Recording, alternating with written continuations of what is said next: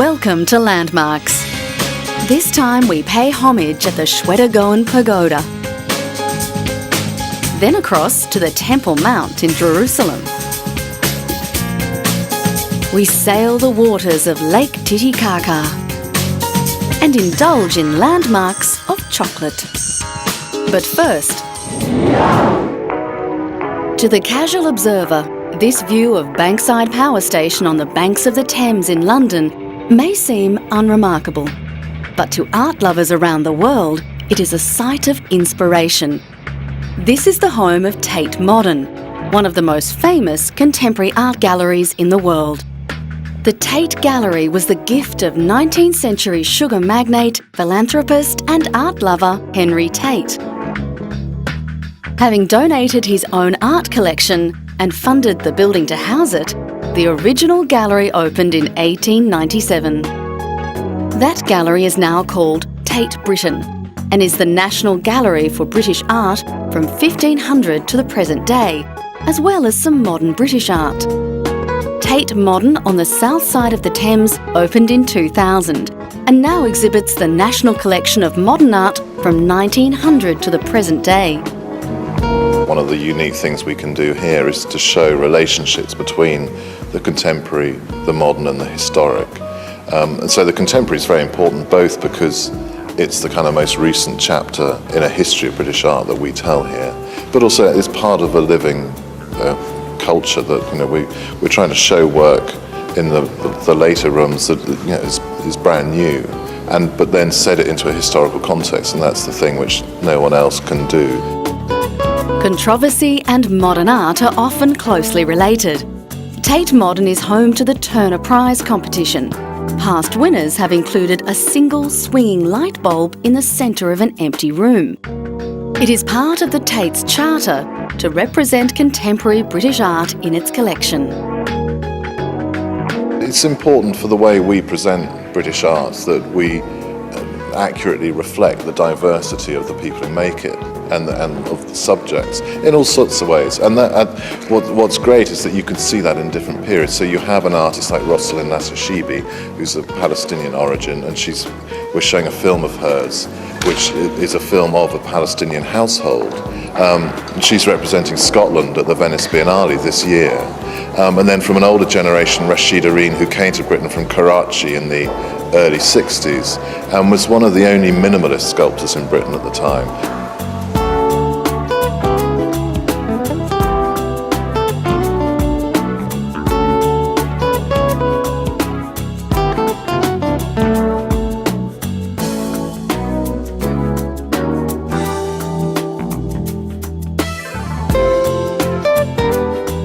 The original Tate Gallery at Millbank, on the opposite side of the Thames, was not lost to the public.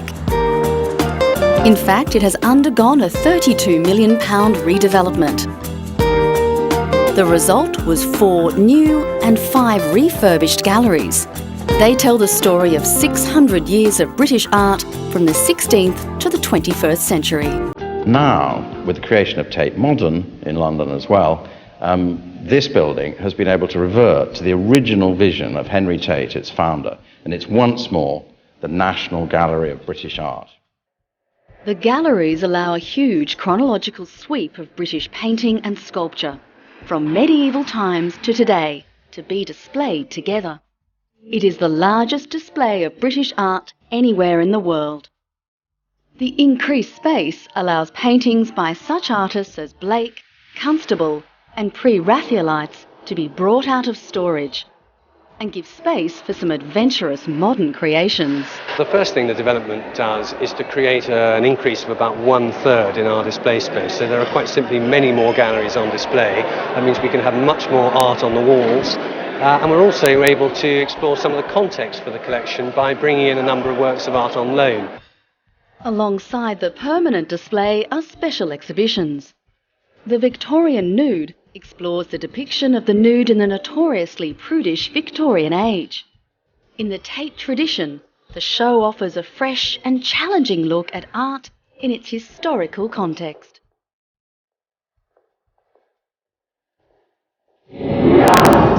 Coming up, the Shwedagon Pagoda.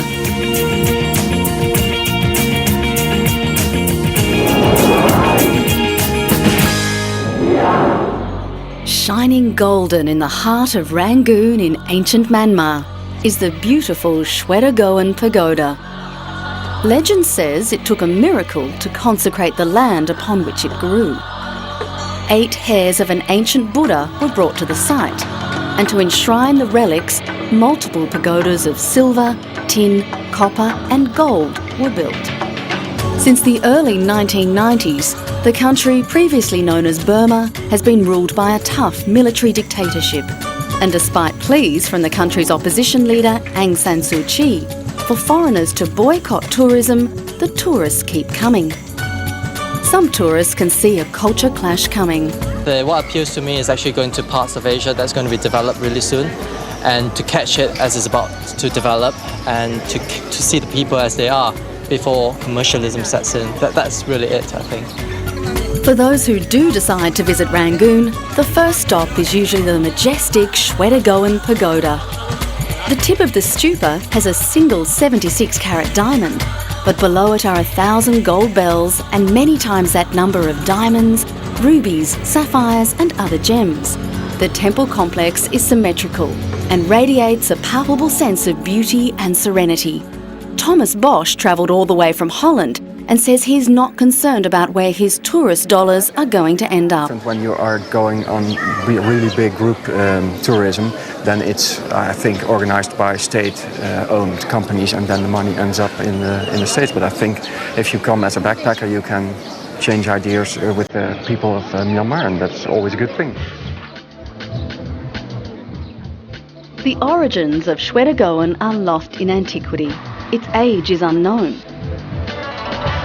Long before the pagoda was built, its location on Singotara Hill was already an ancient sacred site because of the buried relics of the 3 previous Buddhas.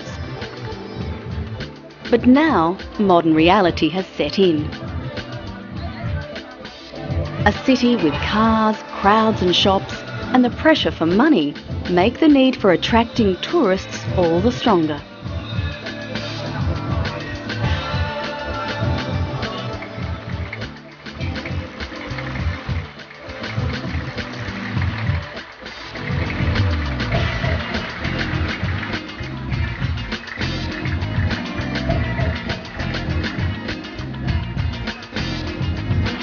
Compared to the booming Asian economy, Myanmar is struggling financially. The infrastructure is old-fashioned in some ways. Many say it is because of the military dictatorship, but others disagree. Infrastructures and some of the airlines, we don't have much direct airline from those long-haul flights. That's the constraints for us. Much of the infrastructure is a remnant of the days when the British ruled Burma, so tourists have the chance to experience some old-world charm with some of Rangoon's older-style 5-star hotels. And as you know, the hotel is very small, so we have only 32 suites and 2 restaurants and 24-hour butler service, so giving a personal service to the guests, so the guests wanted to stay at the hotel and its style. So I think that is the reason the people want to stay at the Strand.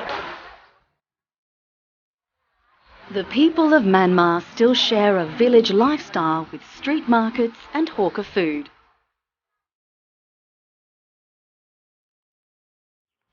But with the presence of the Shwedagon Pagoda, their mystical, spiritual past is never far away.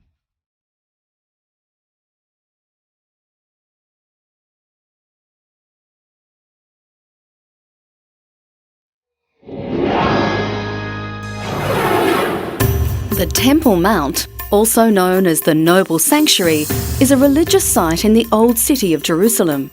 It is the holiest site for Judaism, yet also holds great significance in the Muslim and Christian world.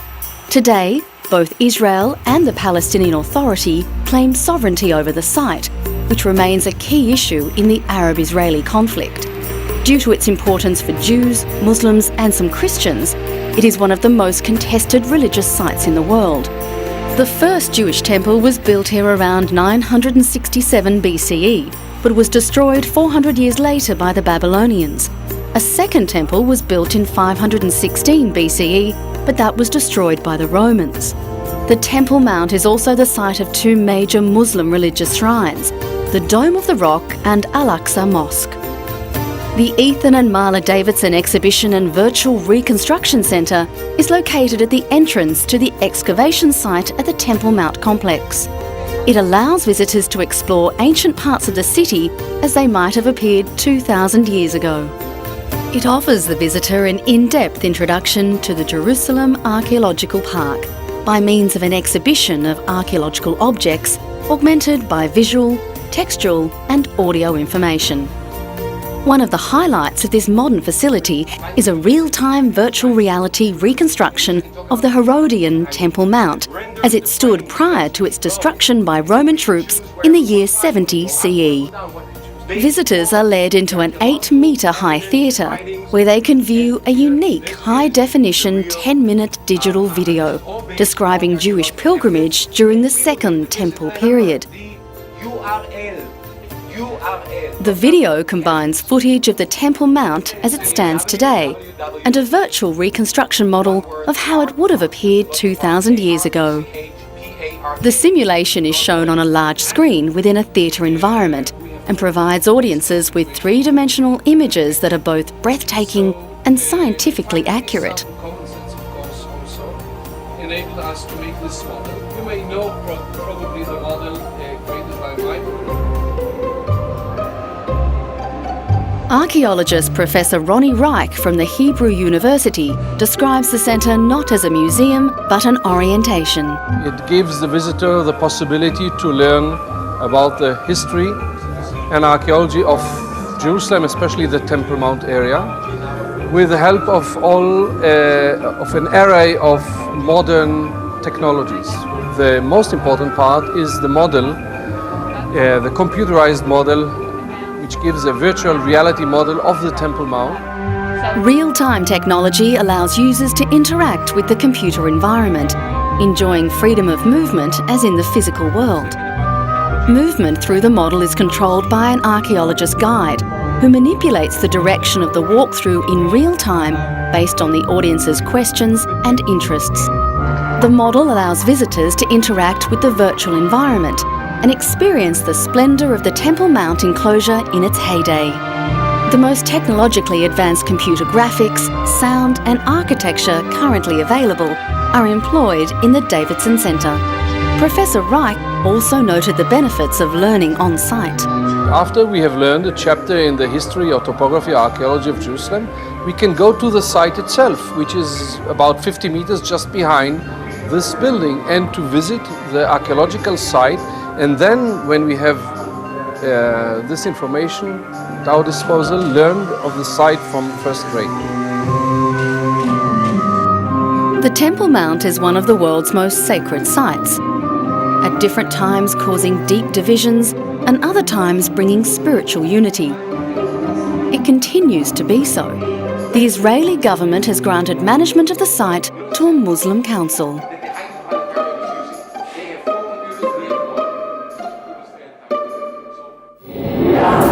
Coming up, Lake Titicaca.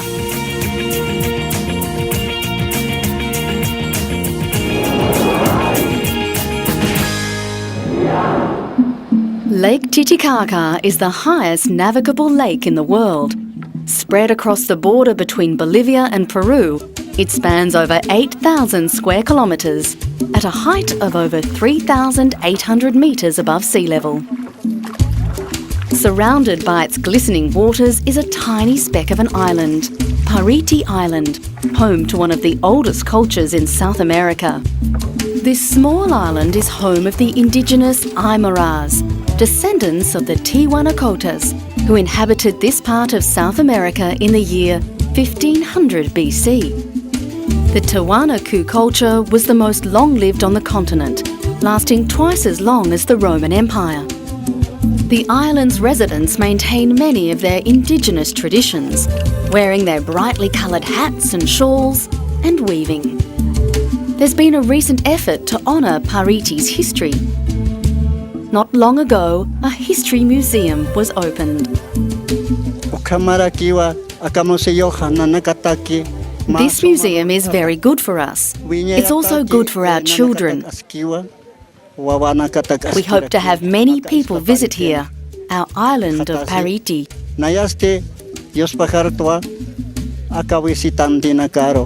The museum, built with the help of a Swiss cooperation, showcases 260 pieces of ceramic and stone collected in 2 different excavations. They include carved animal heads and decorated ceramic vessels that reveal much about the ancient culture, the capital of which was Tiwanaku City in Bolivia. But the culture extended through Bolivia to encompass parts of Peru, Chile and Argentina. And the excavations in Pariti have revealed much to help answer historical questions about this pre-Columbian culture. These pieces are unique. They have not found identical ones even in Tiwanaku, and they are unique from the point of view of their treatment, of how they were modelled, and of the subject itself. Because in life, we haven't seen, for example, a man catching ducks before. It must be the environment which influences it, logically being on an island, but artistically they are exceptional. They are of the highest quality. Much is still being discovered about the Tiwanaku culture. Less than 2% of Tiwanaku City has been excavated so far. Many exciting discoveries lie ahead. But preserving Lake Titicaca's natural environment has also been a high priority in recent years. The Winay Marker, a 12-metre-long, 6-tonne raft made of bulrushes, is sailing Lake Titicaca, visiting local communities to educate them on the importance of preserving this stunning natural environment. The raft was made by the Aratia family in the town of Suriki. It's a project with a historic trajectory. There is a cultural trajectory with a native origin, which are the Aymaras, the sailors of Zurika Island. For one Hector Aratia, who was behind its construction, the project bears a strong cultural and historic stamp.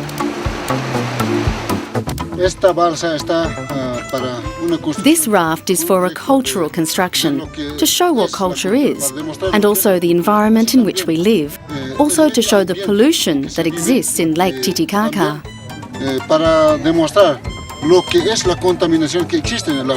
The remarkable vessel is being captained by Celso Aratia, who guides it along the blue waters with the skill inherited from generations of sailors.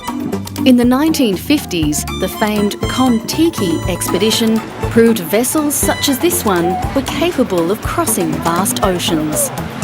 Today, this boat is prized for plying an ancient trade route.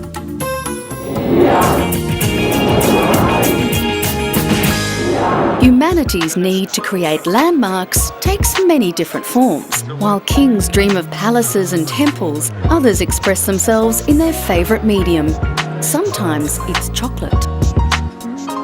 Or in miniature, the representation of existing landmarks or infrastructure. Big people still remembering what it's like to be little people.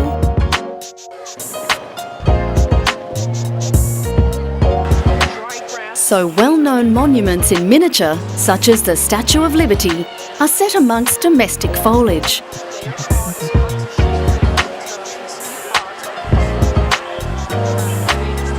But for many would-be architects, the first step is often a bucket, spade and sand. As you grow, so does the size. In Berlin, there's an annual sand sculpture festival, and some argue expressing your dreams in sand is better than concrete and glass. Es wird auch sonst so viel gebaut in Berlin in der letzten Zeit. Wenn man sich umsieht, diese alle Dinge. There is so much being built in Berlin recently, and when you look around, all these things, the new railway station, Potsdamer Platz, they have taken decades to build, but when they are finished, then they are there for all eternity. Whereas the sand sculptures need just over a week for their sculptures, and they are much nicer than the modern architecture. And 6 weeks later, they are sand again. So if you want to support the arts, I think you literally have to stick the money in the sand. muss man dann dieses Geld buchstäblich in den Sand setzen. Sand is not unrelated to major construction materials. It's the basis of all concrete and glass. The sand sculptures here were created by 38 artists from 4 continents. The winner was Indian artist Shwedagon Pagoda. He is a professional and runs a sand art institute at his home in Bengal.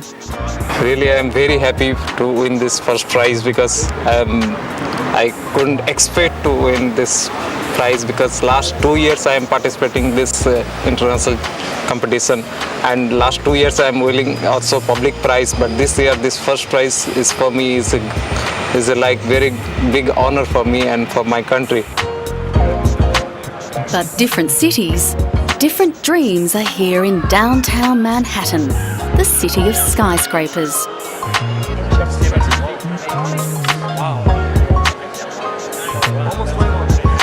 The quest was naturally to produce the biggest, this time in a different medium. Ladies and gentlemen, you are standing in front of the world's tallest chocolate sculpture, created by Alain Robin, which measures 20 feet 8 inches, a new Guinness World Record, ladies and gentlemen. Well done, sir. Congratulations.